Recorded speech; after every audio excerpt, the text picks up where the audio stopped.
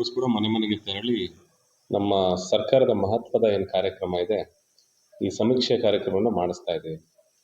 ಆದರೂ ಕೆಲವೊಂದು ಜನಗಳಲ್ಲಿ ಗೊಂದಲ ಇತ್ತು. ಏನಂತ ಹೇಳಿದ್ರೆ, ಈ ನೈಟ್ ಶಿಫ್ಟಲ್ಲಿ ಕೆಲಸ ಮಾಡೋರು, ಡೇ ಶಿಫ್ಟಲ್ಲಿ ಕೆಲಸ ಮಾಡೋರು ಬಹಳಷ್ಟು ಜನ ನಮ್ಮ ಹೊಸಕೋಟೆ ನಗರದಲ್ಲಿದ್ದಾರೆ. ನಮ್ಮ ಸಮೀಕ್ಷೆದಾರರು ಹೋದಾಗ ಅವರು ಕೆಲಸಕ್ಕೆ ಹೋಗಿರೋದು, ಅವ್ರು ಬರೋ ಟೈಮಲ್ಲಿ ನೈಟು 12 ಗಂಟೆ 1 ಗಂಟೆ ಹಿಂಗೆ ಬರ್ತಾರೆ ವಾಪಸ್ಸು.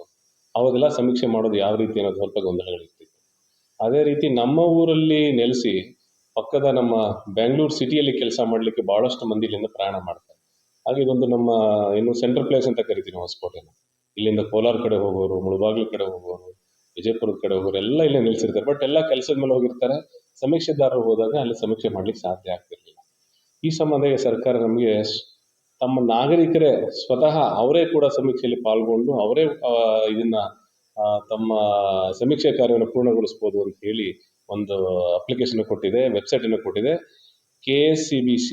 KSCBC self-declaration.karnataka.gov.in ಈ ವೆಬ್ಸೈಟ್ಗೆ ಹೋಗಿ ವೆಬ್ಸೈಟಲ್ಲಿ ಹೋದ ತಕ್ಷಣ ನಾಗರಿಕರಿಗೆ ಅದು ಸೆಲೆಕ್ಟ್ ಮಾಡಲಿಕ್ಕೆ ಅಪ್ಲಿಕೇಶನ್ ಕೇಳುತ್ತೆ. ನಾಗರಿಕರು ಅಥವಾ ಸಿಟಿಸನ್ ಅಂತ ಸೆಲೆಕ್ಟ್ ಮಾಡ್ಕೋಬೋದು.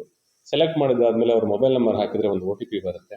OTP ಬಂದಾದ ತಕ್ಷಣ ನೆಕ್ಸ್ಟ್ ಅದು UHID ಕೇಳುತ್ತೆ. UHID ಡೋರಲ್ಲಿ ಆಲ್ರೆಡಿ ಸ್ಟಿಕ್ಕರ್ ಹಾಕಿರ್ತೀವಿ ನಾವು. ಆ ಸ್ಟಿಕ್ಕರ್ ಬಳಸ್ಕೊಂಡು UHID ಹಾಕ್ಬೋದು.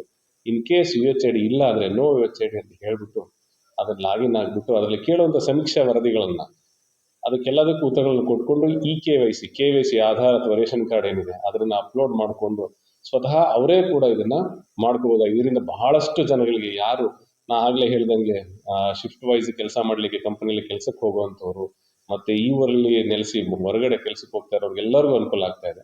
ಸೊ ಎಲ್ಲರೂ ಇದನ್ನು ಸದುಪಯೋಗ ಪಡಿಸ್ಕೋಬೇಕು. ಸರ್ಕಾರದ ಈ ಒಂದು ಕಾರ್ಯಕ್ರಮಕ್ಕೆ ಪಾಲ್ಗೊಂಡು ಇದನ್ನು ಯಶಸ್ವಿ ಮಾಡ್ಕೊಳ್ಬೇಕು ಅಂತ ಎಲ್ಲರೂ